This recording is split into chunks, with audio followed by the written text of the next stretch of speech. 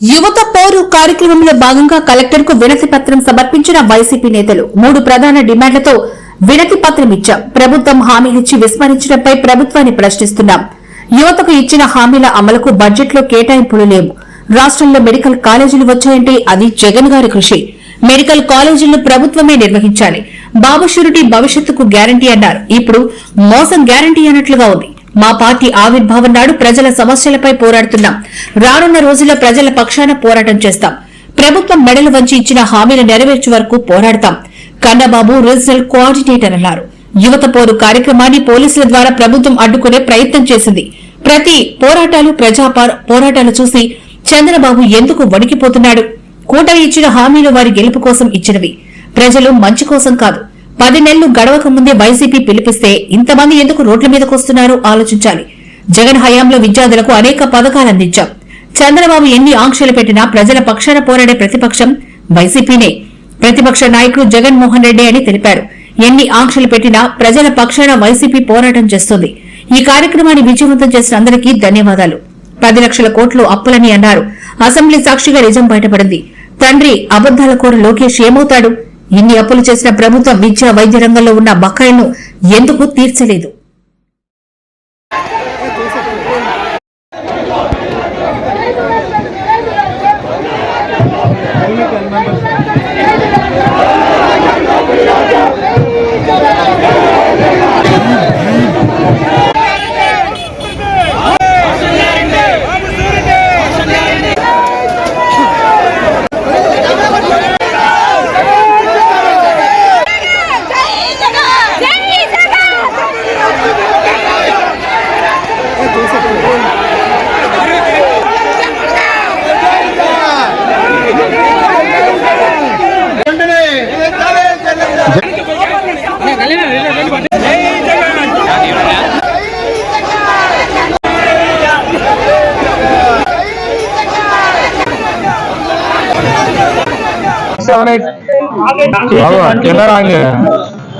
చేసి తీరుతుంది.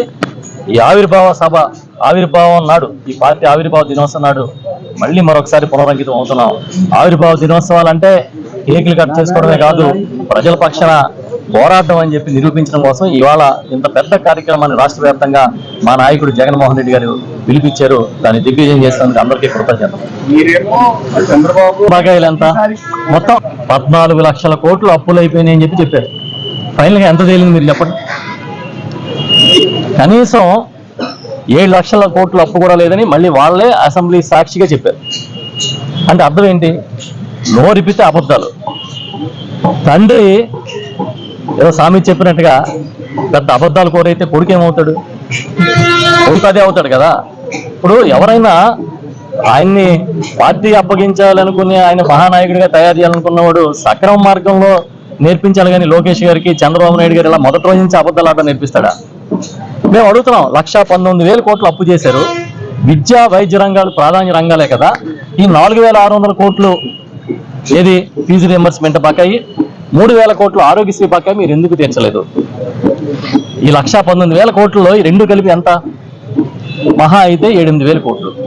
ఇవి ప్రాధాన్యం కాదనుకున్నారా? పేదలకి చదువు వద్దనుకుంటున్నారా? పేదలకి వైద్యం వద్దనుకుంటున్నారా? చెప్పండి. అడుగుతున్నాం, ఏమైనా చెప్పమని అడుగుతున్నాం. మీకు ఏ డౌట్ ఉందో మాకు అదే డౌట్ ఉంది, మన ఇద్దరికి ఏ డౌట్ ఉందో ప్రజలకి అదే డౌట్ ఉంది. జగన్మోహన్ రెడ్డి గారు ఏం చేశారనేది అందరికీ కళ్ళ కట్టినట్టు కనిపించేది. బటన్ నొక్కితే అకౌంట్లోకి డబ్బులు వచ్చేవి. ఏ సచివాలయానికి వెళ్ళా లబ్ధిదారు లిస్టులు కనిపించేవి. తెలుగుదేశం లబ్ధిదారులు వేరు, ప్రజలు వేరు అనేది విషయంగా అర్థమవుతుంది. అందుకే చంద్రబాబు నాయుడు గారు ఏం చెప్పాడు? వైఎస్ఆర్ పార్టీ కార్యకర్తల్ని తొక్కేయండి, వాళ్ళకి ఏ పని చేయొద్దు, పాముకు పాలు పోసినట్టే అని. ఏదైనా సరే రాజ్యాంగం మీద ఆ ప్రమాణం చేసిన ఒక నాయకుడు మాట్లాడి జగన్మోహన్ రెడ్డి గారు ఏం చెప్పారు? కులం చూడడం, మతం చూడడం, ప్రాంతం చూడడం, మీరు ఏ పార్టీ కండవ వేసుకున్నారో చూడమని చెప్పారు. లబ్ధిదారుల ఎంపికలో వైఎస్ఆర్ పార్టీ నాయకులకి కార్యకర్తలకి ప్రమేయం లేకుండా నేరుగా ప్రభుత్వ వ్యవస్థతో పనిచేయించారు. ఈయనేం చెప్తున్నాడు? మాది వేరే రాజ్యాంగం, వైఎస్ఆర్ తొక్కేస్తాం, నలిపేస్తామని. తొక్కేయడం నలిపేయడానికి భయపడితే 15 ఏళ్ళు ఈ పార్టీ ఉంటుందా? జగన్మోహన్ రెడ్డి గారు నడుపుతారా? 15వ సంవత్సరం ఎన్ని తొక్కిసలాటలు చూసింది, ఎన్ని కుట్రలు చూసింది ఈ పార్టీ, మా నాయకుడు.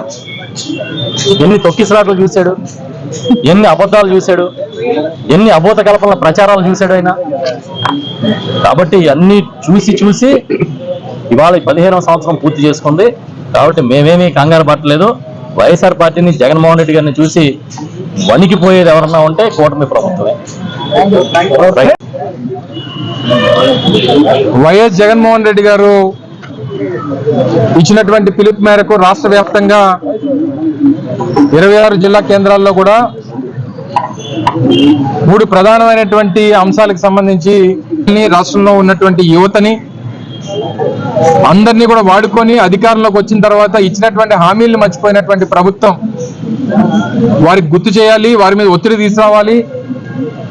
అధికారంలోకి వచ్చి 9 మాసాలు పూర్తి అయిపోయినటువంటి సందర్భంలో ఇప్పటికీ కూడా ఇచ్చినటువంటి హామీని ఏ ఒక్కటి కూడా అమలు చేసేటువంటి దానికి ముందుకు రావట్లేదు. జగన్మోహన్ రెడ్డి గారి ఆదేశాల మేరకు ఈరోజు మా పార్టీ 14 సంవత్సరాలు పూర్తి చేసుకొని 15వ సంవత్సరంలో అడుగు పెడుతున్నటువంటి సందర్భం ఆవిర్భావ దినోత్సవం రోజు ప్రజల పక్షాన పోరాటం చేయాలని, ప్రజల కోసం, ఈ ప్రాంతం కోసం, రాష్ట్రం కోసం ఏర్పాటు ఓటమి పాలైన తర్వాత జగన్మోహన్ రెడ్డి గారు ఒక మాట చెప్పారు.